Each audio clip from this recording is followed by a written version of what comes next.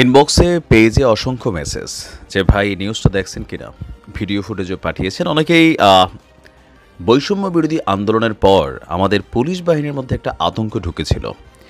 সেই আতঙ্কটার মূল কারণ ছিল পুলিশ বাহিনী শতভাগ রাজনৈতিক একটা দলেরই পরিবর্তনে আমরা দেখেছি যে তারা পুলিশ লীগ হিসাবেই কাজ করেছে অনেক জায়গায়। আর এজ এ রেজাল্ট সারা বাংলাদেশের বিভিন্ন থানা অসংখ্য পুলিশ তারা নিহত হয়েছেন এবং কি নির্মম মর্মান্তিক মৃত্যুরও শিকার হয়েছেন, যার কারণে পুলিশদের মধ্যে একটা ভয় ঢুকেছিল। বিভিন্ন থানাগুলো থেকে তারা দায়িত্ব পালনে অক্ষমতা জানিয়ে সরে গিয়েছিল। এরপরে শুরু হয়েছিল একটা আন্দোলন। সেই আন্দোলনটার প্রধান যেই রূপরেখা ছিল বা 11টা দাবি ছিল, সেই দাবিগুলোকে যারা সমন্বয় করে সম্পূর্ণ পুলিশ বাহিনীর মধ্যে বা বাংলাদেশের মানুষের সামনে নিয়ে এসেছিলেন, তাদের মধ্যে অন্যতম দুইজন হচ্ছেন সমন্বয়ক সোয়াইব এবং আরেকজন হচ্ছেন কনস্টেবল সজীব। গতকালকে এই দুইজনকে গ্রেপ্তার করা হয়েছে। তাদের বিরুদ্ধে যে মামলাটা হয়েছে সাইবার ক্রাইম আইনে মামলাটা দায়ের করা হয়েছিল, আর এই মামলায় এই দুজনকে গ্রেপ্তার করা হয়েছে।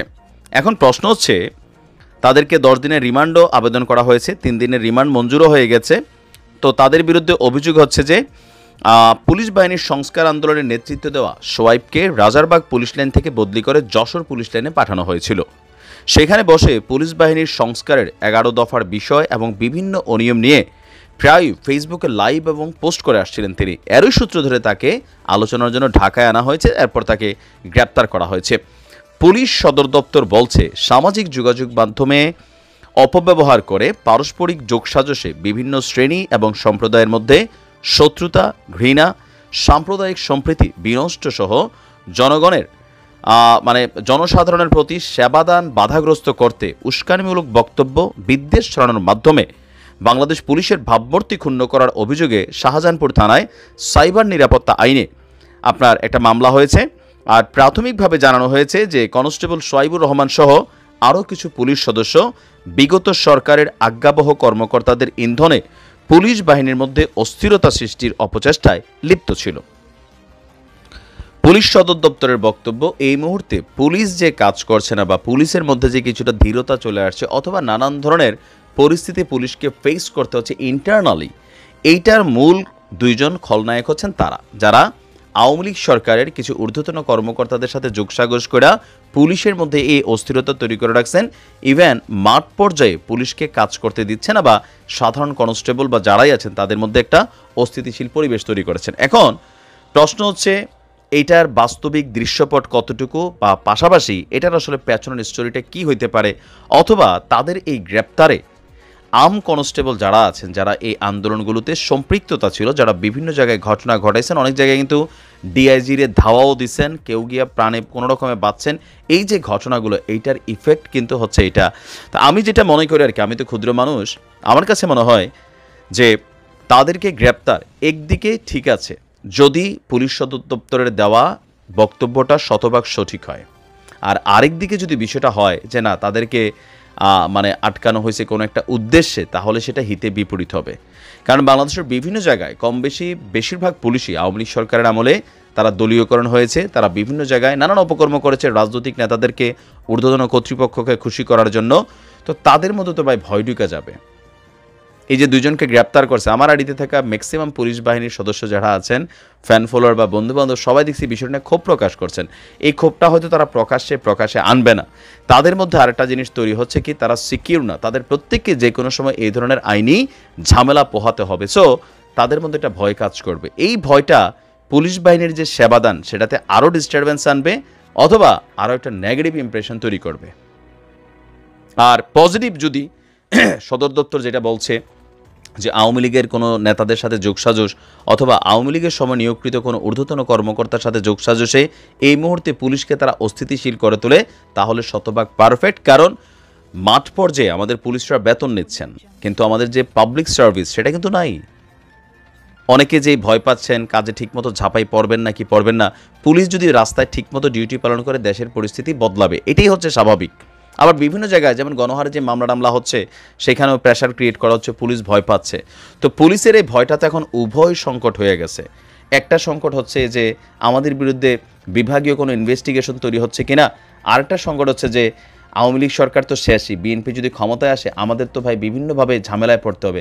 তো এইরকম একটা মানসিক প্রেশার নিয়ে কম বেশি পুলিশের যারা কর্মকর্তারা আছেন একদম সাধারণ লেভেলে তারা কিন্তু টেনশানে আছে। সো আমার মনে হয় যে বিষয়টাকে সুন্দরভাবে যদি এই দুইজন সমন্বয়ক কোথাও না কোথাও পুলিশের মধ্যে অস্থিরতা তৈরি করে, জনগণকে সেবা দিতে বাধা তৈরি করে, বা কোনো আওয়ামী লীগ সরকারের সাথে যোগসাজশ করে কোনো রকম ষড়যন্ত্র করে, দেন এই বিষয়টাও বাকি যারা আন্দোলনরত পুলিশ কনস্টেবল ছিল তাদেরকে সুন্দরভাবে বিষয়টা ব্রিফ করার একটা ইস্যু আছে। হুট করে তাদেরকে গ্রেপ্তার করায় বাকিরা কিন্তু ভয় পাবে। যদি তারা অপরাধী হয়, নিশ্চয়ই অপরাধী, তাদেরকে গ্রেপ্তার করা হয়েছে, তারাও পুলিশ, ধরছেও পুলিশ, মামলাও পুলিশের, তো সেই ক্ষেত্রে বা সাধারণ যারা পুলিশ কনস্টেবল আছে বা কর্মচারী আছে সারা বাংলাদেশে তাদের কাছে এই মেসেজটা যাওয়া জরুরি, নয়তো এটা নিয়ে একটা ভুল বোঝাবুঝি তৈরি হয়েছে। আমি আমার প্রোফাইলে যারা আছেন অনেকেই পোস্টগুলো শেয়ার করতেছেন না ভয়ে, কিন্তু ইনবক্সে তো আমাদেরকে পাঠাচ্ছেন বিভিন্ন জায়গায় যে যার মতন যে ভাই একটু কথা বলেন। তো আমি তো আর তাদেরকে ব্যক্তিগতভাবে চিনি না, তাদের সম্পর্কে তাদের বায়োডাটা আমি এতটা জানি না।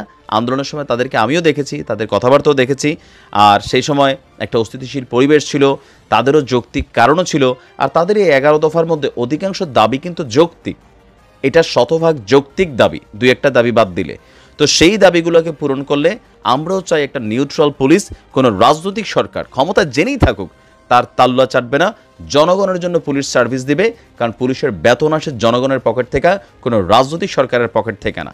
আর রাজনৈতিক সরকারের পকেট থেকে যেগুলো আসে এগুলোর রেজাল্ট হিসাবে গত 5ই আগস্টের পরে আগে আমরা দেখেছি পুলিশের উপর কি নির্মম অত্যাচার চলেছে, আর এটার জন্য কোথাও না কোথাও তাদের একাংশ লোভে পড়ছিল, সেটারই রেজাল্ট তারা পরিণতি ভোগ করছে। সো পুলিশকে রাজনৈতিক বলয়ের বাহিরে গিয়ে তাদের দায়িত্ব দেশের প্রতি, জনগণের প্রতি, সেটা পালন করার জন্য যে যে সংস্কার প্রয়োজন সেটা করা দরকার ছিল।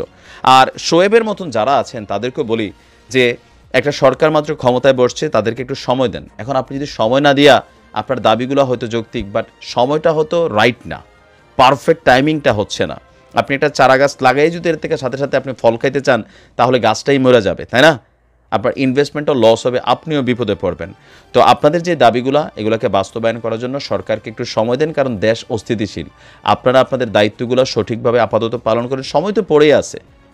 আবার রাজনৈতিক সরকার আসলো তো আপনারা আপনাদের আন্দোলন করতে পারেন, প্রতিবাদ করতে পারেন, ইস্তফা দেওয়ার সুযোগ আছে। বাট একটু তাড়াহুড়া করতে গেলে কি হয়, সরকার বিব্রত হচ্ছে, প্রশাসনে আপনাদের কয়েকজনের দ্বারা হয়তো আরও অনেক মানুষ ডিস্টারবেন্স হচ্ছে। আপনাদের দাবিগুলো দুই একটা বাদ দিলে সবগুলাই যৌক্তিক, সেগুলোর জন্য সরকারকে একটা নির্ধারিত সময় দিতে হবে যেন ওই সময়টাতে সরকার কাজ করে। এরপরে না হলে আপনাদের হাতে অবস্থান নেওয়ার, আবারও ব্যবস্থা নেওয়ার সুযোগ আছে। তবে কারো কথায়, কোনো পুলিশ সদস্যের ইন্ধনে, কারো বক্তব্যে নিজের চাকরিটা হারায়েন না। কেউই আইনের বাইরে না, সবাই আইনের ভেতরে, এটা মনে রাখেন। আপনার চাকরিটা আপনার পরিবারের জন্য রিজিকের ব্যবস্থা, সিকিউরিটির ব্যবস্থা। কারো কথায়, কারো ইন্ধনে এমন কোনো কাজ করেন না যেটাতে দেশেরও ক্ষতি হবে, আপনারও ক্ষতি হবে, রাষ্ট্রের ক্ষতি হবে, বা ডিপার্টমেন্টটা বদনাম হবে। সো শোয়েবদের বিরুদ্ধে যেটা হয়েছে সেটা পুলিশরাই ভালো বলতে পারবে। ফার্দার একটা ভালো ইনভেস্টিগেশন করে যদি তারা গিলটি হয়, দেন বাকি যে পুলিশ সদস্যদের কাছে তাদের এই গোপন কি কর্মকাণ্ড করছে এগুলো প্রকাশ করা উচিত। জনগণকে দেখানো দরকার নাই, পুলিশরা যেন এটাতে শান্ত হয়, কারণ এটা নিয়ে পুলিশের মধ্যে একটা অস্থিরতা তৈরি হয়েছে। তবে পুলিশের মধ্যে যারা ক্রিমিনালিটি করেছেন, যারা গিলটি আছেন, অবশ্যই তাদের শাস্তি হবে, এটা থেকে কেউ বাঁচতে পারবেন না। আর যদি তারা গিলটি না হয়, বা হয়তো একটু তাড়াহুড়া করছে, সোশ্যাল মিডিয়াতে একটু লিখছে বা বক্তব্য দিয়া ফেলছে মনের ক্ষোভে বা রাগে গোসায়, তাহলে সেগুলোকে ক্ষমাসুন্দর দৃষ্টিতে দেখা আমি দাবি জানাচ্ছি। ভালো থাকুন।